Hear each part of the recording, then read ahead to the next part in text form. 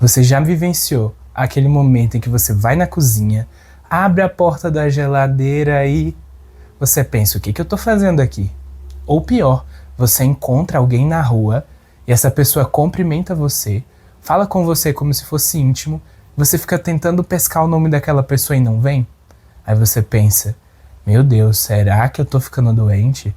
Será que meu cérebro tá pifando? Eu sou Ricardo Passos, sou psicólogo pós-graduado em neuropsicologia e eu vejo muitas pessoas jovens se perguntando, será que eu tô com Alzheimer precoce?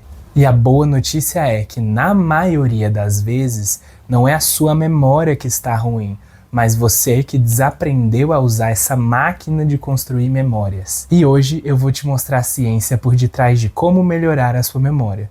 Mas um aviso importante, cada cérebro é um universo único, por isso a importância também de você buscar a ajuda de um neuropsicólogo para conseguir ver e mapear exatamente o que você precisa melhorar.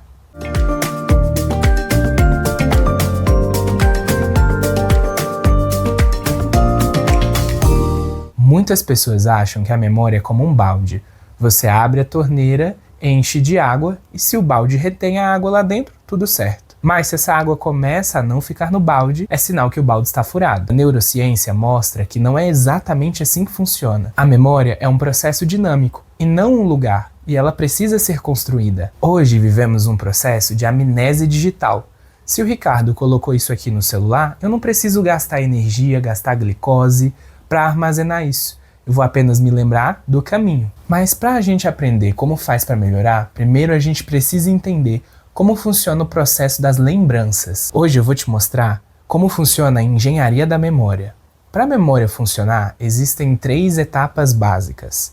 A primeira delas é a codificação, ou seja, é a entrada dos estímulos, é a entrada daquilo que a gente está vendo, ouvindo, sentindo, cheirando ou comendo, ou seja, usando todos os nossos sentidos para que isso entre aqui dentro do nosso cérebro. Mas tem um porém. Olha onde isso aqui pode dar problema. Se você estava lendo um livro, por exemplo, e você queria ter a informação desse livro aqui na sua cabeça, mas na hora que você estava lendo, você não estava prestando atenção, você estava cantarolando a música na sua cabeça, essa informação simplesmente não entra. Porque para a informação entrar, a gente precisa estar com a nossa atenção concentrada naquilo que a gente quer que fique. Então, às vezes, o que você acha que é um problema da sua memória em si, na verdade é um problema que ela nem chegou mesmo a entrar na sua cabeça. Então, isso é um dos problemas que pode acontecer. A segunda fase da memória é a consolidação. A consolidação é onde entra o hipocampo. Ele é o escrivão. Ele vai ser o responsável por escrever as memórias para mais tempo na nossa cabeça, ou seja, ele vai consolidar aquelas memórias recentes. Aonde isso pode dar problema?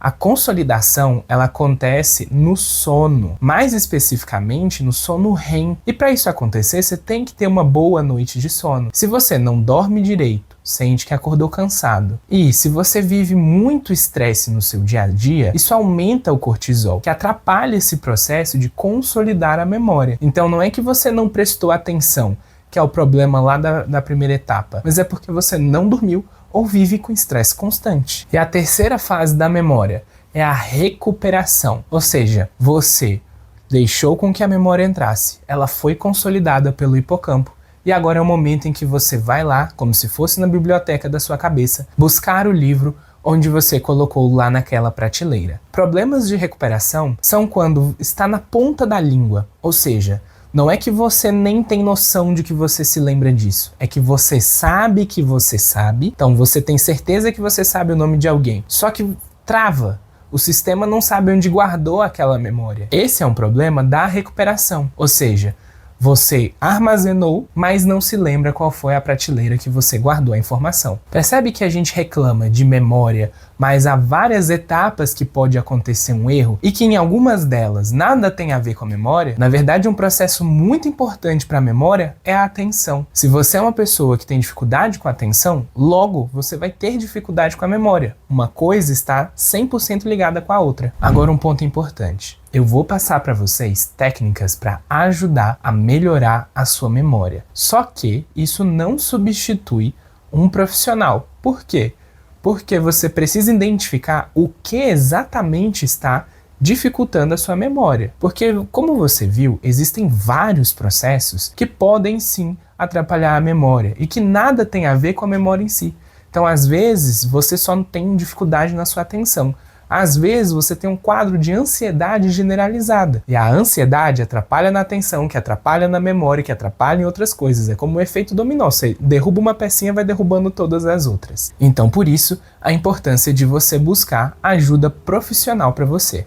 Mas antes de eu te passar as 3 técnicas-chave para melhorar a sua memória, me conta aqui nos comentários qual das 3 você sente que tem mais dificuldade. A entrada, o salvamento ou a saída da memória?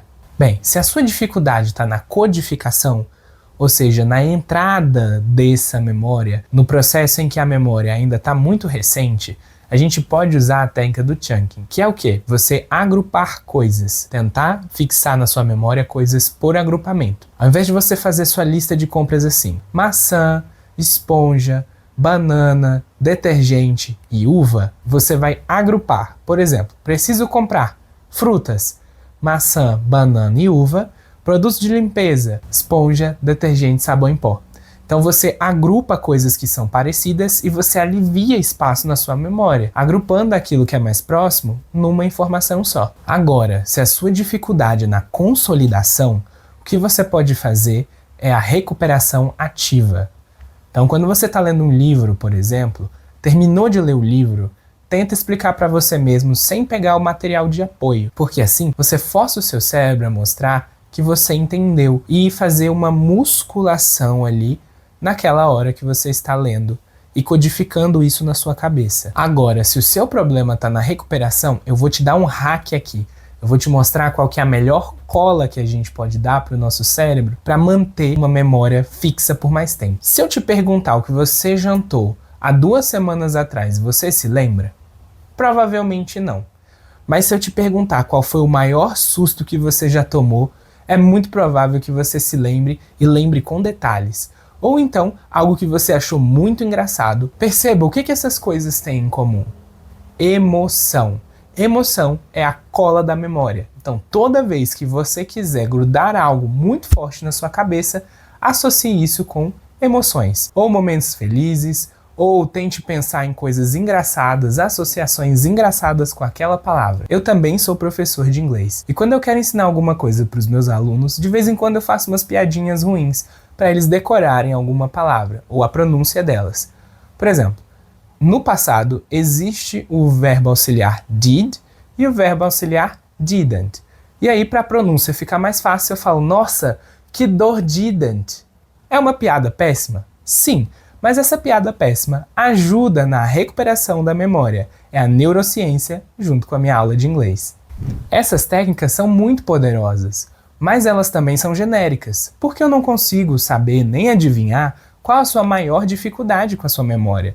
Daí a importância, mais uma vez, de uma avaliação neuropsicológica.